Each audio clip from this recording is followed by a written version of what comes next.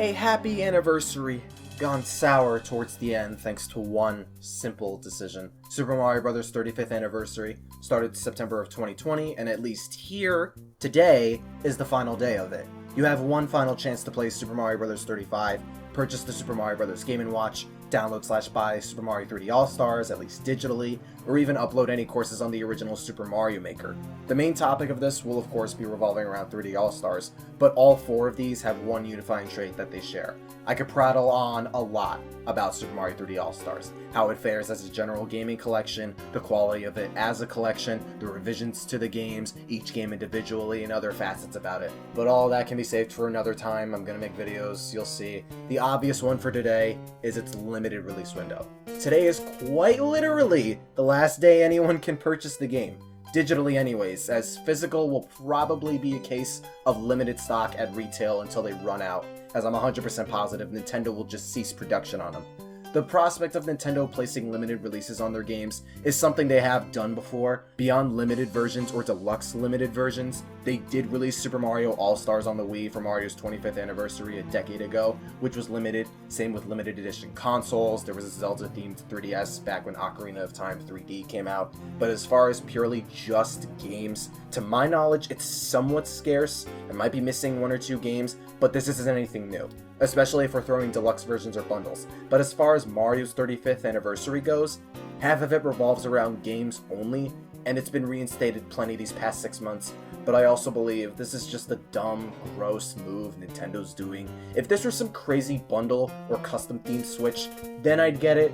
But this is a collection of Mario games that released once before. This is also a modified version of Mario 1 that we can't play anymore after tonight. Heck, the first Fire Emblem game went and got localized for English audiences, and that's going away after today too, which released in a much shorter time span, and it isn't even for Mario's anniversary. It's the end of the fiscal year, that much I get, but the idea of making games limited, especially on legacy content, to me anyways, feels really backhanded, and I really hope this doesn't become a standard or norm with later celebrations or future releases in general.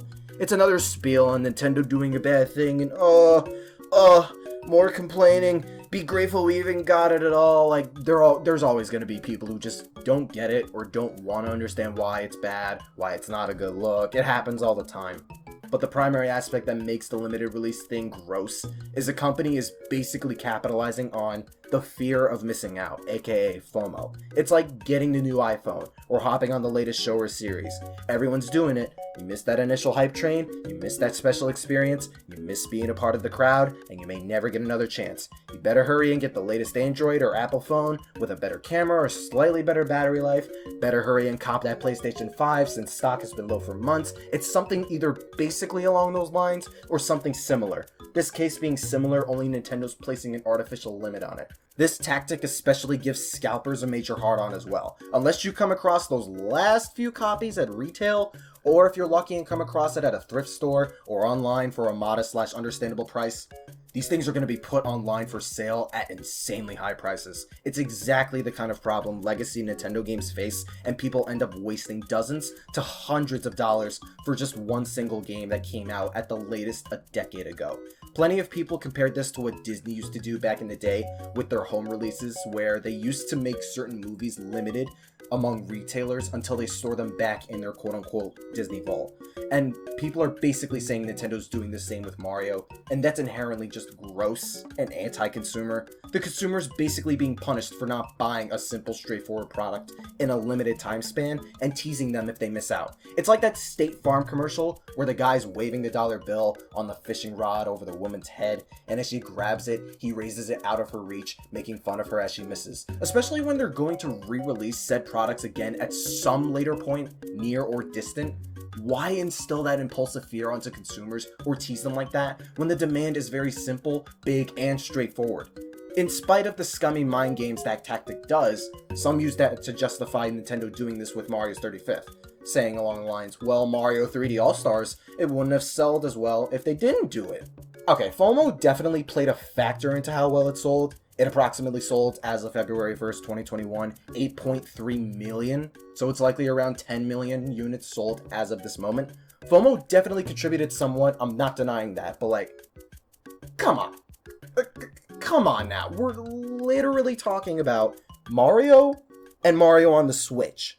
In some manner, practically every single Mario game on Switch has sold really good to absolute banger in some capacity. New Super Mario Bros. U, it surpassed Mario Maker 2 and sold like 10 million. Mario Odyssey, still within the top 10 best sold Switch games with over 16 million. Mario Kart 8 is still at the top with over 33 million. Many other Mario titles around several mil. Paper Mario The Origami King, Luigi's Mansion 3, Mario Tennis, Mario plus Rabbids. Like, do people genuinely believe FOMO contributed that hard to Super Mario 3D All-Stars' success?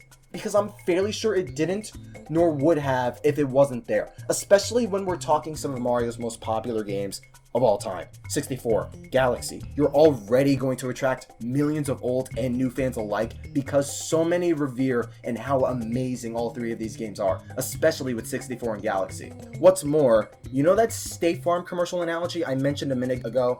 Dollar bill over the head but teasing you by pulling it away from you? That rings even more true when you notice we're talking legacy content.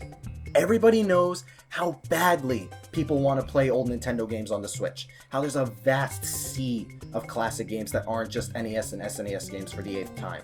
Nintendo 64, GameCube, Game Boy Advance, Wii, DS, etc. Even just 3D All-Stars alone. Like 64 is one thing, that re-released on the Wii U, a system most people bought. But Mario Galaxy re-released on the Wii U only, a system practically no one bought, and Mario Sunshine especially never got re-released at all. Nintendo's just sitting on all of these games. Most, including myself, believe Nintendo's doing a poor job addressing distribution of their legacy content, and they give us a tiny fraction of Mario games among the giant sandbox of Nintendo's history, some of which are some of the biggest Mario games ever. But they just decide, I'm gonna pull the cane on that one, I'm gonna just pull you away, boy. People simply just want to play legacy content. They'll drop all their pennies when you give them the chance regardless of how much time there is. Will they release separately individually the 3 Mario games? Maybe, but there's a viable chance they just won't. Like, none of this limited release thing makes sense to me at all, especially when looking at it broadly.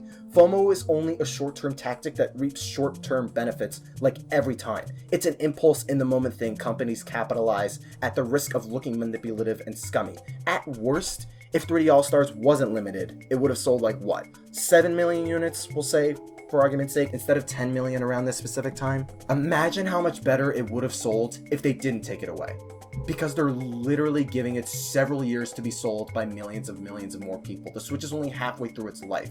It debatably would have sold objectively better without the FOMO, especially since we're talking Mario and Mario Legacy content. People are going to pounce on either of that regardless, and even then, that doesn't help Mario 35 or Fire Emblem's case. They bothered to modify and localize both games for their audiences, and they're just taking them away. Mario 35 has plenty of potential for a 2D Mario Battle Royale that can still be fleshed out, expanded, tweaked, and played with for more to enjoy. People would easily buy it, but it's a one-and-done thing supposedly. They're just canning it. They're killing it. They went and translated the first Fire Emblem game. It only had 4 months being out on the market, digital only, and it's being taken away too, unless they plop it on Nintendo Switch Online, which again, they could, but they could also just not, because it's Nintendo and they do things completely unorthodox and seemingly random at times. Even if they somehow dialed back and changed their mind on this, or if this was some elaborate April Fool's joke buildup, which I sincerely doubt it was, despite I'd love to be wrong, it wouldn't make them any less guilty or manipulative in the grand scheme. It still doesn't benefit them in the long term, and it's just letting oodles of potential profit and support go to waste. An interview with Polygon had them ask Doug Bowser about some Switch questions, this limited release topic being one of them, and his answer basically chalks up to, "We did it for the sake of a celebration/anniversary. We wanted to make it feel special." But that's such pure irony at that point. We want to pull the plug and remove content from our consumers and fans because it's special and it adds more value. Oh my god, the irony. Yet you're basically circle-jerking scalpers all over again with this tactic alone. They adhere to a minute portion of that legacy content demand and then strip it away from anyone who missed out in only a matter of months, making themselves look bad and greedy. They're raking in a ridiculous amount of money in sales, can still make plenty more otherwise, but are choosing to kill it anyways. And they're just throwing out the fact people worked They bothered to make these games, these translations, these collections, etc., for Nintendo to just toss them out like expired food. On top of this doesn't make Mario's 35th anniversary feel special anymore. It would have remained special without it, but because of these limited releases, it feels like a mix of a memorial/funeral as everybody posts all the Mario Doomsday jokes and Mario dies memes, and another pedestal of how backwards and straight up stupid Nintendo's being with some of these business practices as of these past several months. Anytime Nintendo posted a Mario thing, especially 35 and 3D All-Stars related, especially today, most feel and evoke this bitter, sour vibe around the game and celebration now, all because Nintendo wanted to make it a limited release for FOMO. And that kinda sucks. Not 100% doom and gloom, but like, you can't deny it's killing a lot of vibes and positive feelings surrounding it, and it could have easily not. Like, it just sucks. Nintendo's figuratively and literally encapsulating a party pooper at that point, with that logic, since they're literally pulling the plug on the celebration. Like, none of this makes absolute zero sense to me. It's a narrow-minded tactic that should not become the standard for either Nintendo or any other company. Look how bad Microsoft's Game Pass got when they tried to raise the prices for people to raise backlash against it. And I'm curious if the PlayStation Store on PSP, Vita, and 3 leaving this summer is ever going to inflate this issue at all. Because for some reason, at least now, that's only a fraction of how similar the Mario Doomsday is, because people blew up the Mario thing a lot more, seemingly so far. Companies, especially Nintendo, will pull stunts like this and act surprised people pirate their games because they're literally not giving us any other feasible, affordable, or legal option. Like if Super Mario Bros. 35 wanted to flourish more akin to Super Smash Bros. Melee, and how Melee fans added Wolf, the Slippy Net play, a new volleyball mode, all within a pandemic, etc., or Mario Kart Wii, with its own mods and custom tracks, people basically have to emulate it and make their own servers. They literally have no other choice if they love the game that much and want it to grow. And we're basically back to square one with the 3D Mario games and Fire Emblem, in that emulation is the only affordable, accessible option at that point. Even then, emulation itself is legal, it's only downloading the ROMs that makes it illegal, majority of the time. But that's a whole other can of worms at that point. I'm gonna have to save that for another day, Nintendo Legacy content as a whole. Nintendo fans defending FOMO / the limited release thing, and other companies can preach all they want about how degenerate, immoral, inhumane, or flat out sinful of a crime or whatever bullshit piracy or emulation is. But when you're not giving your consumers another reasonable, viable alternative that won't cost them hundreds of dollars on games that shouldn't be more than 40 across multiple generations, that they're not even making that kind of money, you're making that problem even worse, especially when you're punishing your consumers for limiting that legacy content. And even with all of this in mind, plus the fact they've done this before in the past, like what about the other anniversaries? Donkey Kong, Kirby, or at the very least Zelda, or even anniversaries like 20, 50 years from now. Like what if Zelda's 35th anniversary does this same shtick? That's only going to make matters worse, and the fact people are leaving the Mario anniversary bittersweet and slightly tainted at best does not bode well for Zelda or any other potential future releases and anniversaries down the line. The fact the FOMO and limited release is a potential worry for Zelda, it already sucks because that shouldn't even exist. Like rumors are popping up over Ocarina of Time, Majora's Mask, Wind Waker, and Twilight Princess coming to Switch. If this gets another collection of that style, I would not be surprised if that only gets 6 months of sale time on the market. And Zelda doesn't deserve that. Mario doesn't even deserve that, but you know this is only going to get worse if Nintendo continues this and carries this into Zelda's 35th, which sadly has a moderately good chance of doing.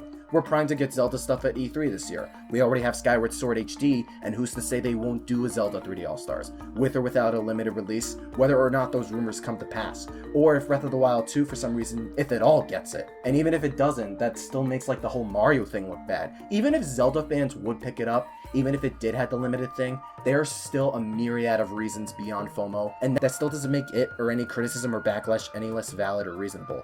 Of course, you have some extremists who'll crap on anything Nintendo does, or the purist / hardcore Nintendo fan who will defend the act of FOMO no matter how manipulative it is. Extremists on both sides, basically almost. Minorities either way. But the bottom line, the limited release tactic for just simple game releases, or re-releases especially, is just gross and anti-consumer that should not become a Nintendo or industry standard. It was already bad when they did it before. I'm not excusing when they did it prior to Mario's 35th, but the fact it's escalating leaves some understandable and reasonable concerns that Nintendo shouldn't have raised and should adhere to when it's not benefiting them in almost any capacity. Their short-term monetary gains could have carried above and beyond in the long term had they kept it not limited. This doesn't make them look good or smart at all. It makes them look devious and greedy, given the practice is completely anti-consumer. It only serves to highlight Nintendo's shortcomings when it comes to the distribution of legacy content. Their only reason for it is completely arbitrary when you could point out many more cons than pros. And unless more attention is drawn to how narrow-minded and gross this tactic is, unless people call out how FOMO and limited releases is a bad move for general games and legacy games, especially with multiple other Nintendo anniversaries on the horizon, primarily Zelda's, this is only going to infect other celebrations and make matters worse for both Nintendo and its consumers. And it's just not going to go away when it has no reason being there. Hope those who got Mario 35 are getting their last fill while they still can, and hope those who got Fire Emblem and Mario 3D All-Stars are enjoying it, or did enjoy it, because you barely have any time left by the time I upload this. Emulation is essentially the only feasible option in the grand scheme, but we all know how Nintendo feels about that, which is honestly a big bummer. Hope you guys have a good week, and I thank you all very much for watching my content.